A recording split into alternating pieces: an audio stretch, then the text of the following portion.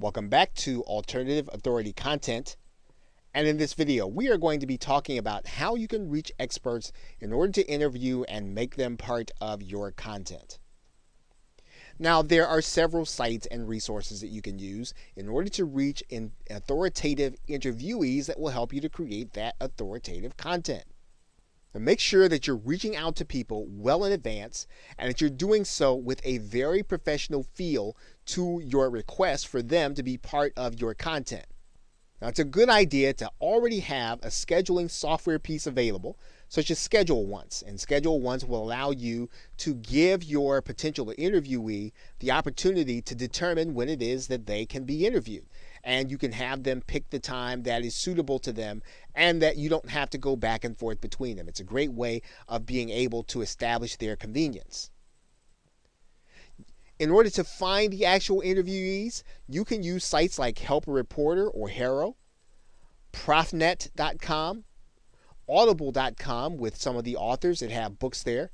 Amazon Kindle authors like to be interviewed. These are all great places to find guests where you can have people who literally want to be interviewed and want to talk about their area of expertise. And don't be intimidated when someone tells you no. You want to make sure to go beyond that. Make sure to be talking to their press agent. Make sure to be talking to their PR person. Typically, the harder someone is to get, the better the content is that they're actually going to be providing to the people who are going to be your readers, your audience, and your listeners. And so don't give up because someone says no the first time. You want to find out what you could do to make them say yes. What is it that they're looking for in order to do an interview? What is it that they're looking for?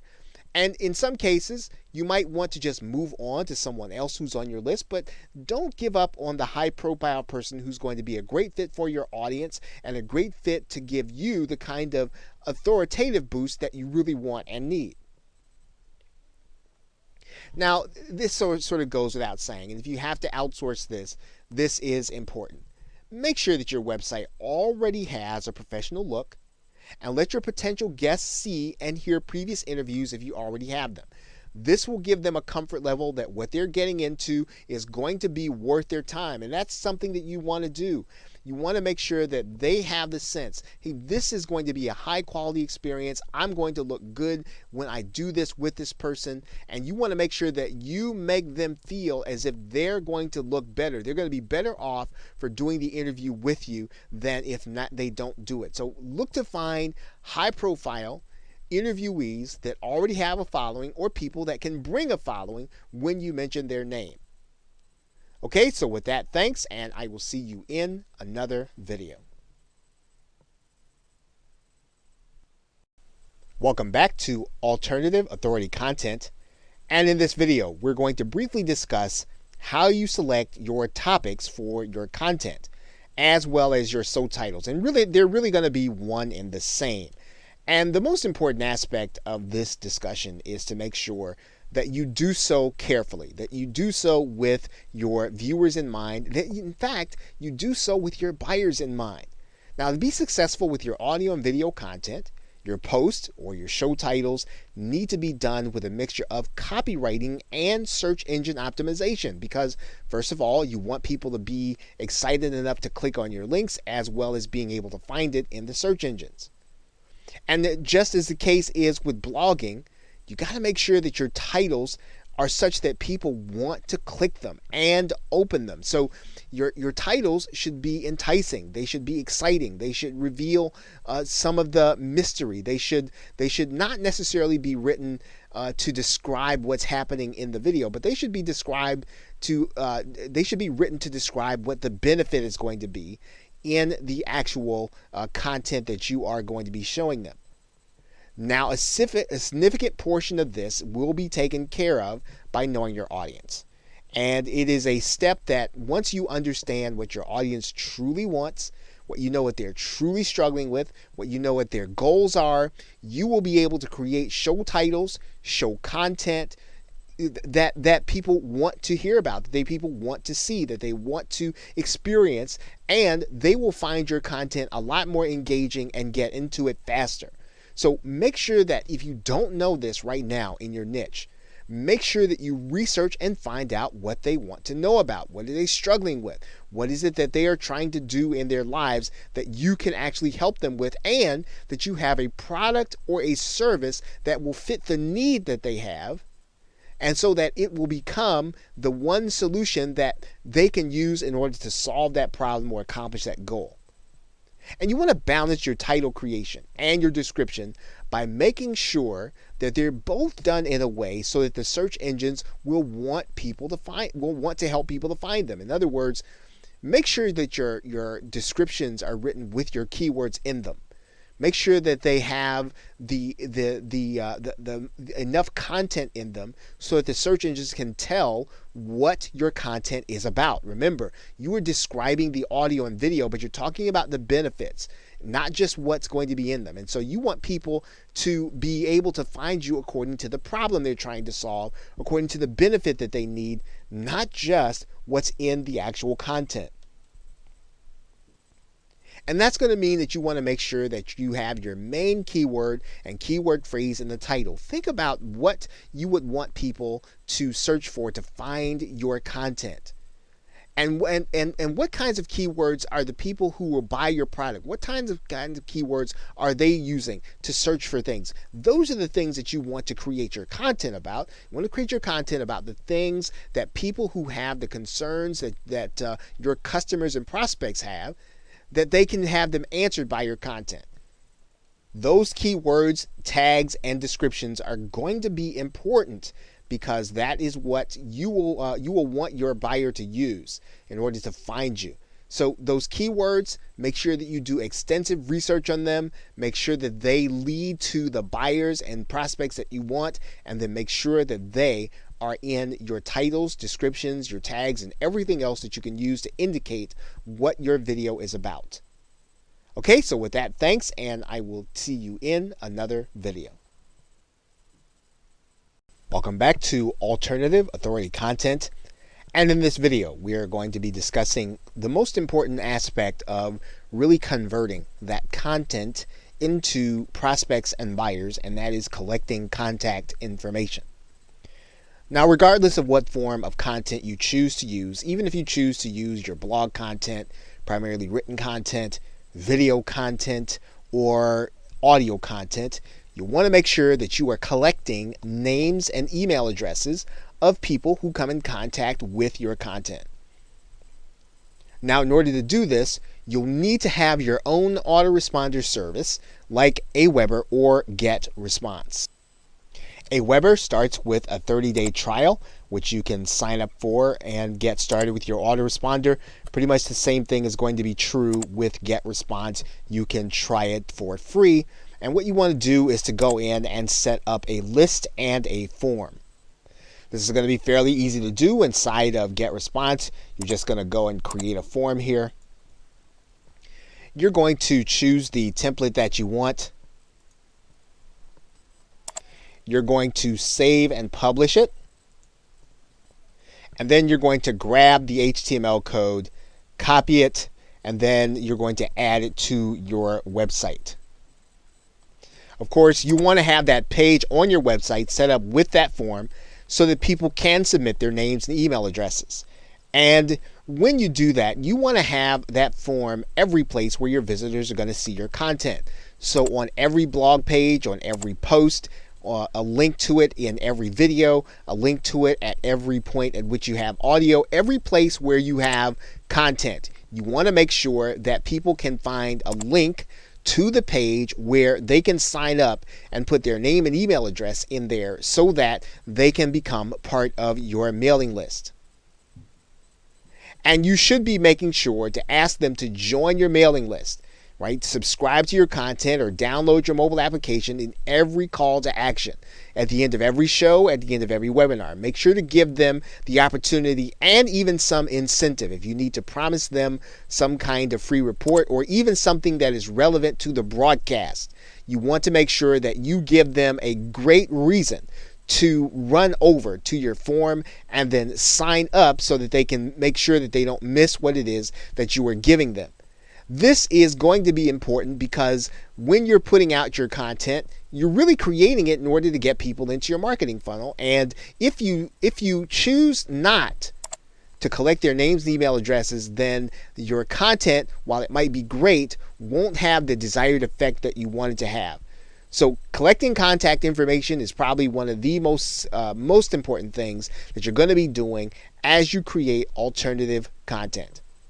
So with that, thanks, and I will see you in another video.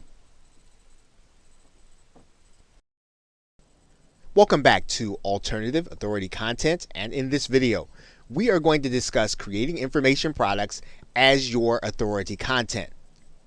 Now, it's typically assumed that content must be given away in the form of a blog or in the form of a video or even in the form of a podcast in order to attract an audience that will eventually buy your products or service. And of course, that is not always going to be the case with every marketer and or entrepreneur. There are other ways for you to use authority content in order to draw people into a marketing funnel that will eventually buy your products or service.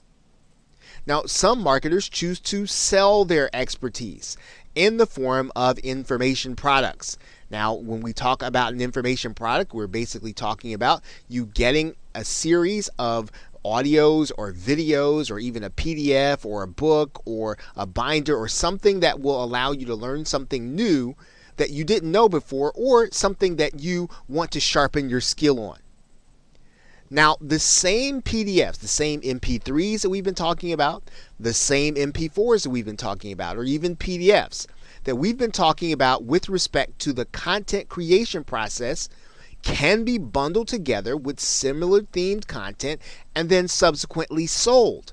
And this is what an information product is. It's basically all of the same content that we've been talking about creating, except we're going to bundle it together. We're going to make sure it's relevant according to a theme, and then we're going to sell it to the people who are actually looking for the information. And there are sites like Udemy.com and Skillshare that allow people to post this content and then sell it.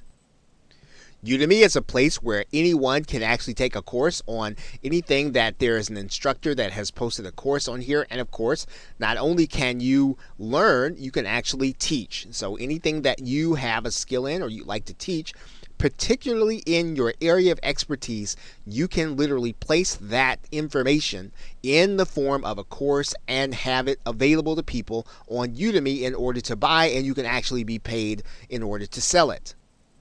There are sites that are similar to Udemy, like Skillshare, that has the same kind of feel, same kind of arrangement that allow you to take your content, place it on the site, and allow other people who are in need of that content in order to buy it. Now, what's most important about this process is that you are establishing that a person is willing to pay for content and that they're interested in your subject matter. So that means that if you can put together content that people are going to be interested in and you've determined and you've established that they are willing to pay, well, then you will then know that this is not going to be someone who's just interested in kicking the tires or just wasting your time as a prospect. They're actually willing to spend real money in order to either accomplish a goal or solve a problem, and they're likely going to be willing to at least evaluate whether or not your product or service is going to fit their needs. Now, the next step in this process is going to be vital, and that is that you're going to want to be ready to collect names and email addresses of those that actually make the purchase. Now, there are ways to do that inside of Udemy. There are ways to do that inside of Skillshare. And even if they're not, you can make sure that this is something that you request people to do. You can ask them to sign up with their name and email address so that they can get more content, more information, so that they can get something that they want bad enough to give you their contact information. This really is the key to making the creation and selling of information products a viable way of being able to get people into your marketing funnel, viewing you as the authority, viewing you as the expert. Okay, so with that, thanks, and I will see you in another video. Welcome back to Alternative Authority Content, and in this video, we are going to be discussing creating live video as your authoritative content. And this is just another way of you being able to use the video medium in order to communicate valuable information to your subscribers, the valuable information to your followers, your tribe, or anyone else that will eventually become your buyer. And one of the best ways to do that, to create that live video or create video in front of a live audience, is to use Google Hangouts. Using Google Hangouts on air, you will be able to broadcast your information using Google. All that you'll really need is your webcam, and you'll need the audio equipment that we talked about before. And then you will literally be able to broadcast, share your screen, to be able to speak, to be able to communicate. Anything that you can do in a live presentation, you'll be able to do on Google Hangouts. And it's a great way to be able to create, again, authoritative content, to position yourself as an expert, and to be spontaneous in the moment as you know your content extremely well. Now, in using Google's system, you can either use the webcam, as we talked about, or you can also use a related system to Google Hangouts inside of YouTube called Wirecast.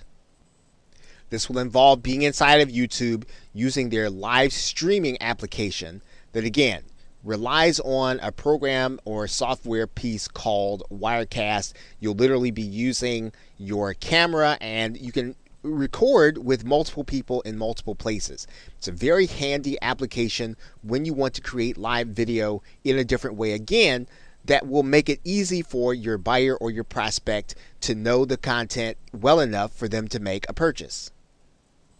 And whether you use Google Hangouts or whether you use Wirecast, it's a great way to get people to see your content. And especially when you book an expert guest, this is a way for you to be able to display the activity of your guest as well as yourself, and you'll be able to literally display your interaction with each other. And this is a powerful way, once again, to be able to prove your expert status. Now, what's important when you use Google Hangouts is to make sure that you understand the logistics of the dashboard or the Google Hangouts Studio ahead of time.